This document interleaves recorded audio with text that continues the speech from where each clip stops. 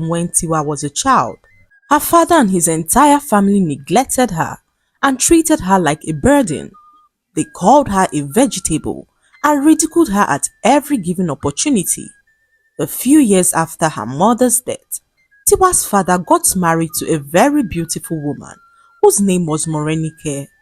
Morenike was extremely beautiful but had a very dark heart. For years, she used Tiwa as a slave in her own father's house, even in her times of sickness. She made Tiwa sleep in a small dark corner of the house, far away from the rest of the family. Whilst her half-siblings enjoyed lavish meals, Tiwa was given their leftover food to eat. Morenike would always look at Tiwa with disdain and say to her, "You are nothing but a curse to this family. Why don't you just disappear?" Her words pierced the deepest part of Tiwa's heart as she considered ending it all on so many occasions. However, Tiwa kept going, hoping that one day she would receive the miracle that she had so craved for. Her endless sickness made life unbearable for her, as not only was she constantly in pain, but her entire family despised her and treated her like an abomination. One fateful day, this was so many years later, Tiwa was fetching water from the village stream when she stumbled upon a woman sitting by the river bank. The woman had a kind face and a warm smile, which immediately put Tiwa at ease. "Why do you look so sad, my dear?" the old woman asked Tiwa, who burst out in tears. Tiwa poured out her heart to the strange woman, telling her about the cruelty that she faced at home and her constant illness, which seemed never to go away. The strange woman listened to Tiwa and told her not to worry because she had a very bright destiny ahead of her. She looked Tiwa in the eyes and gave her a special necklace to wear around her neck, saying that the necklace would protect her and fill her with strength. However, the woman warned Tiwa never to wear the necklace at night, and Tiwa, trusting her completely, wore the necklace around her neck. She was so grateful to the strange woman as she thanked her and returned home. From that day, Tiwa noticed that she had begun to feel a whole lot better. Her health had now improved, and Tiwa was now filled with extraordinary strength, a strength that she never knew possible. The entire village was amazed at her transformation as Tiwa began to look extremely good. Her sickness disappeared and Tiwa lived a normal life in the village, the kind of life that she had prayed for all these years. Her family too were shocked to see how strong Tiwa had suddenly become.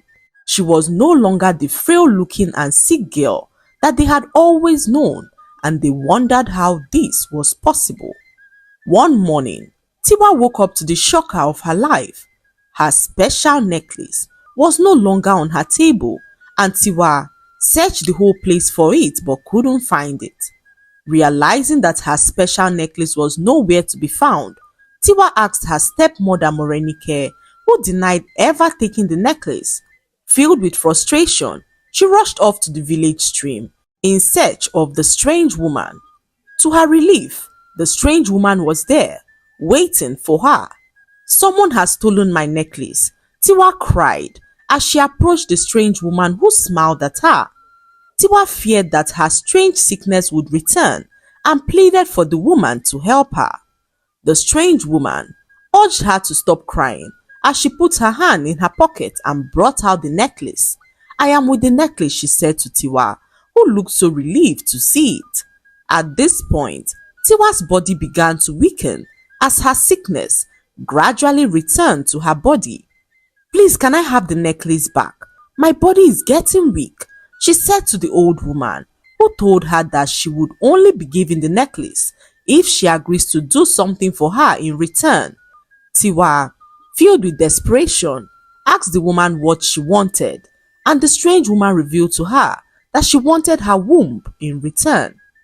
She told Tiwa that her health would be restored in full if she sacrifices her womb to her, and Tiwa opened her eyes and mouth in shock as she never saw this coming. She thought the woman was a god sent to her. Little did she know that she was evil. Tiwa without hesitation, revealed to the evil woman that she was not sacrificing her womb. She told her that she would find another way to be strong, and the evil woman looked at her and laughed as she told Tiwa that she was making a grave mistake. She revealed that Tiwa would never be healthy again in her life without the necklace, and Tiwa, although worried to hear this, had faith that one day she would receive her complete healing. She returned home and indeed fell sick again, but this time the sickness was worse. Tiwa could barely stand or walk and was confined to her bed. Her stepmother Morenike had no compassion for her and starved her of food, saying that if Tiwa chooses to lay in bed all day, then she doesn't deserve to be given any food. For days, Tiwa starved as Morenike kept to her word and never gave her food. Her half-sister Tolu, on seeing how weak Tiwa had become, decided to secretly share her food with Tiwa. Tolu had never been in support of how badly her mother treated Tiwa and decided to draw her father's attention to it. However, her father seemed so nonchalant about it. Tolu became so worried and decided to seek the advice of her sisters about what they could do to help Tiwa. Her sisters, Iremide and Ajoke, called her stupid for caring about Tiwa.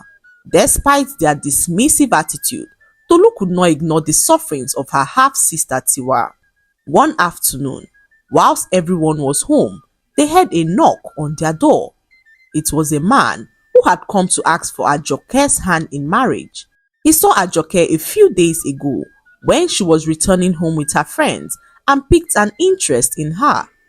The young man looked so rich and handsome, and Ajoke was over the moon to realize that the handsome man had come to ask for her hand in marriage. The young man spoke to Ajoke's father, declaring his interest in marrying her, and after hours of discussions, he left their home as everyone jubilated in joy. Just as they were celebrating, Tiwa walked out of her room, weak and frail, as she informed them that Ajoke cannot marry such a man. Everyone turned to look at Tiwa, who was barely able to stand on her own. Her stepmother Morenike was so furious as she shouted at Tiwa and asked her who gave her the effrontery to speak on cases like these. Tiwa, with all the strength she could muster, continued as she revealed to them that Ajoke was not the first woman that the young man had approached to marry. She revealed that any woman who agrees to marry the young man would run mad on their wedding day, and this was because the young man was married to a water spirit. Morenike, filled with so much anger, raised up her hand to slap Tiwa when they heard a knock on their door. They opened the door and saw an old man who claimed to be a very powerful man from the neighboring village. He revealed to them that he had been following the young man that just left their home because he knew that the young man was searching for his next victim. He revealed that the young man was possessed by a spirit that goes in search of young women to use for their evil purposes. The old man revealed that over 10 women have run mad because they accepted to marry the young man. Everyone turned and looked at Tiwa as they wondered how she knew about the young man's plans. The old man, after delivering his message, was about leaving their home when he caught sight of Tiwa and said that her time of suffering had come to an end. The powerful man revealed that Tiwa was a very powerful woman herself who was so unfortunate to be trapped in a curse that was placed on her mother so many years ago. He revealed that Tiwa's mother, when she was younger, was a very wicked bully who made the lives of those around her a living hell. One day, she bullied a girl who ended up killing herself because of the terrible things she did to her. Little did she know that the girl's mother was a very powerful witch who caused her lineage with sickness. The curse stated that every firstborn girl in her line would suffer from an unbearable illness. The old man revealed to Tiwa that the strange woman who approached her a while ago was the same witch that cursed her mother. She requested for her womb because she knew that Tiwa would one day be free from the curse and tried to cunningly take her womb to end the lineage of her mother. The old man performed a powerful ritual to break the curse. He chanted ancient incantations and a glowing light enveloped Tiwa, who felt the weight of the curse leaving her body.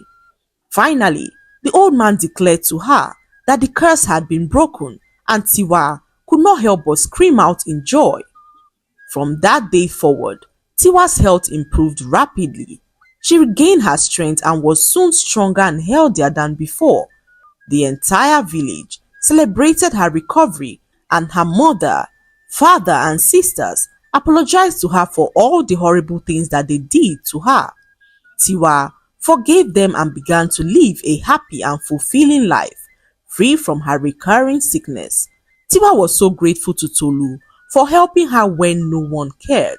They became best of friends and lived happily as a family. The lesson to be learned from this story is that we should be careful of how we treat others to avoid attracting curses that would affect our children unborn. Always be compassionate towards others and treat them kindly because you never know what the future holds. Do not make decisions out of desperation to avoid getting yourself into trouble. I hope you enjoyed the story.